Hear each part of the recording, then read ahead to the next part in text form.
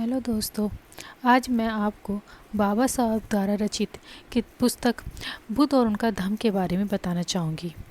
बाबा साहब ने यह पुस्तक वैसे तो अंग्रेजी में लिखी थी, पर मेरे पास इसका हिंदी अनुवाद है जिसको लिखा है सिद्धार्थ स्वरूपबोध जी ने। यह बेहतरीन किताब है, आप सबको ये किताब ज़रूर पढ़नी चाहिए। अगर सही से बौद्ध धर्म को समझना है तो आप ये किताब ज़रूर पढ़िए।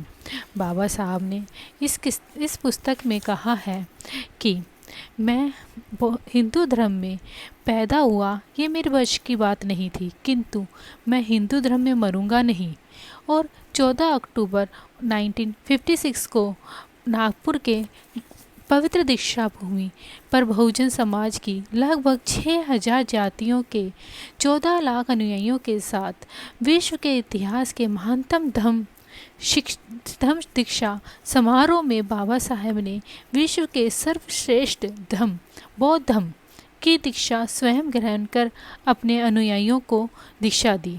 बाबा साहब की इच्छा थी कि बौद्ध और उनका धम्म ग्रंथ सितंबर 1956 तक प्रकाशित हो जाए, जिससे 14 अक्टूबर 1956 को धम्म दीक्षा के ऐतिहासिक अवसर पर लाखों लोगों को धम्म ग्रंथ वितरित किया जा सके, किंतु ऐसा ना हो सका। अंग्रेजी ग्रंथ नवंबर 1957 में एवं हिंदी अनुवाद 1961 में प्रकाशित हो सका। इसी कारण ग्रंथ में कई जगह असंगत शब्द एवं घटनाएं जाने अनजाने में आ गई हैं।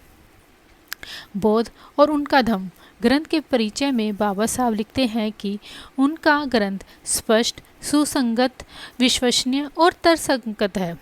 इसी भावना को दृष्टिगत रखते हुए असंगत शब्द एवं घटनाओं को तर्कसंगत व विश्वसनीय रूप दिया गया है। बाबा साहेब इसी धर्म ग्रंथ में लिखते हैं कि बौद्ध एक बुद्धिवादी और तर्कशील व्यक्ति के सिवाय और कुछ नहीं थे। बुद्ध एक बुद्धिवादी और तर्कशील व्यक्ति के सिवाय कुछ नहीं थे।